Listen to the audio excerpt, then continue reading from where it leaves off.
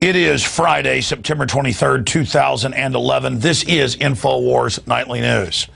And I don't know, this thing's probably going to be 2 hours long tonight. So if you're looking for an info babe who's got collagen injections in her lips or some disinfo agent reading off a teleprompter, I'm here to tell you, you got the wrong place. This operation here at INFOWARS.com is so dedicated to liberty that I had to turn back some of the news today. The crew is so energized, so hardworking. The amount of research, I can't even get up here and do justice to what's coming up. Peter Dell Scott on government drug dealing and more. We've got in studio the maker of American Dream exposing the banking cartel, Tad Lumpkin. We have got on-site reporting from Darrin, McBreen, and Aaron Dykes, who are in Colorado with a huge martial law drill. That's coming up first in a moment. We've got this cancer story that is just so jam-packed, we're going to be lucky to even be able to get all this in tonight. So let's go ahead and launch into it right now. First off, Operation Mountain Guardian emergency response exercise. I found out about this yesterday afternoon, and I've missed all the big drills in Colorado. Over the years, I've learned that the biggest martial law drills are held in Denver. And we were not disappointed, complete with practicing to round up school kids and others and bring them to sports stadiums, all a exercise in federalization and the takeover of the community, over 100 agencies, police coming up and telling our crew to turn off their cameras. It was all compartmentalized in other areas. Our crew was able to get into a public school where they had even kids as young as 6 years old, first grade, going through this. And then, of course, the Catholic charities involved, taking folks there to the Denver NFL football stadium. Just amazing. And there's got to be like 30 different upload video reports that are at INFOWARS.com and PRISONPLANET.tv right now on this. I want to go ahead and go to one of those reports right now. Are we going to Aaron first or Darrin McBreen? All right, here's Aaron Dykes reporting from Denver. Now, we've been in the Denver metro area today covering a widespread martial law takeover drill within the city known as Operation Mountain Guardian. That operation is sponsored by the Department of Homeland Security. We saw earlier today a Mumbai-style attack at a suburban mall in the area. There was also a staged attack on a train and bus facility. Then later this morning, we witnessed a SWAT-style raid against an elementary school where they staged a shooting.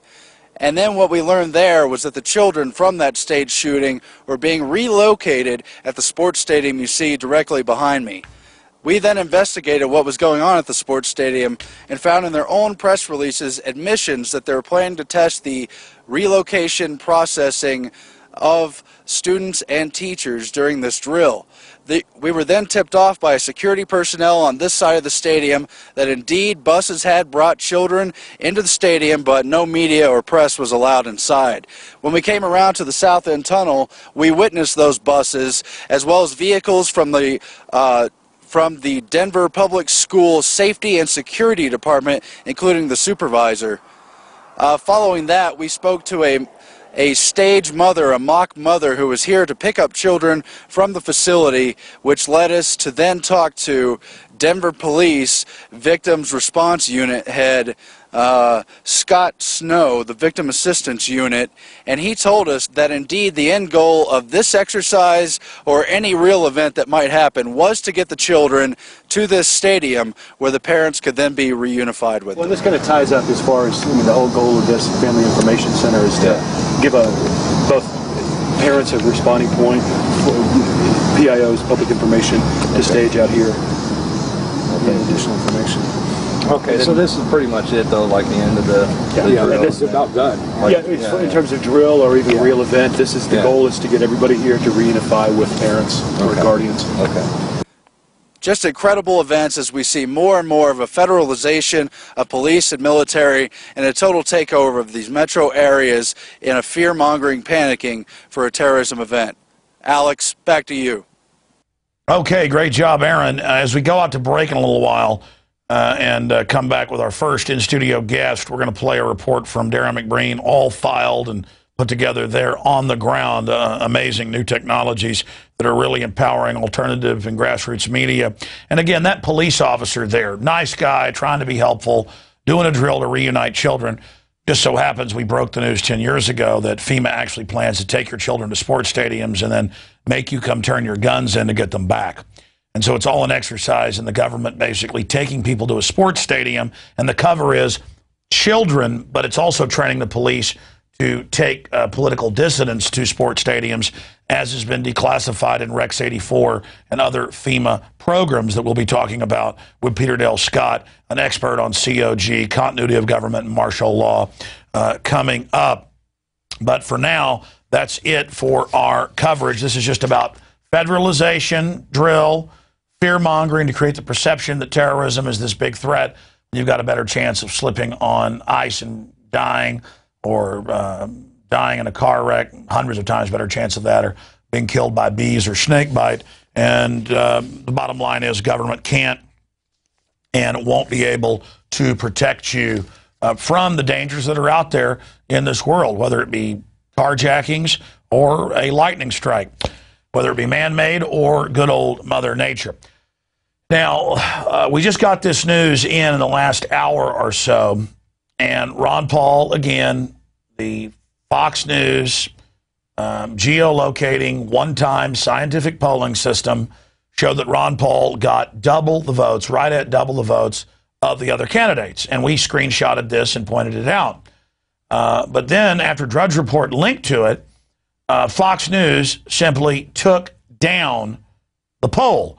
And so that's a whole new story. Mitt Romney got 22.89%, Perry 12.8%, Newt Gingrich 6.99%, Ron Paul 39.27%, so almost double. And that's what we keep seeing in all the other scientific polls and exit polls and straw polls.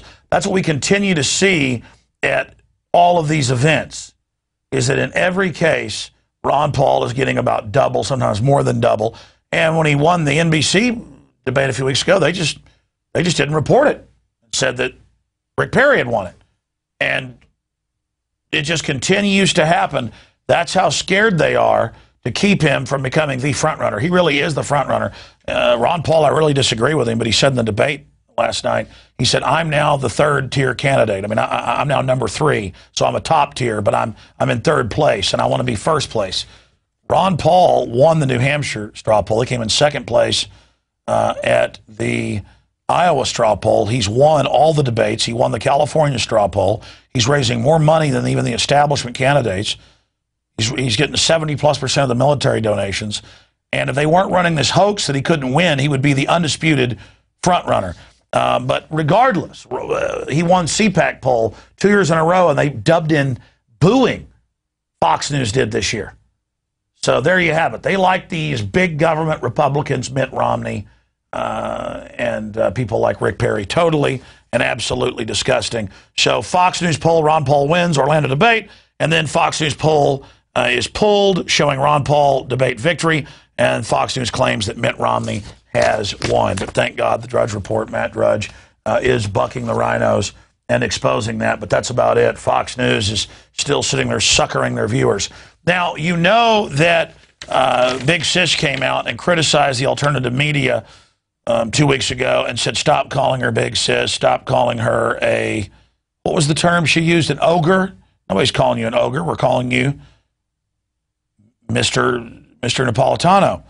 And she is a police state thug, but she's just a front person, a puppet at the end of the day. But now showing the fact that they're bowing to pressure, I mean, she wouldn't be whining to Politico if they weren't. A petition to abolish TSA appears at White House website. And we confirmed this. I checked it 3 times. It is whitehouse.gov.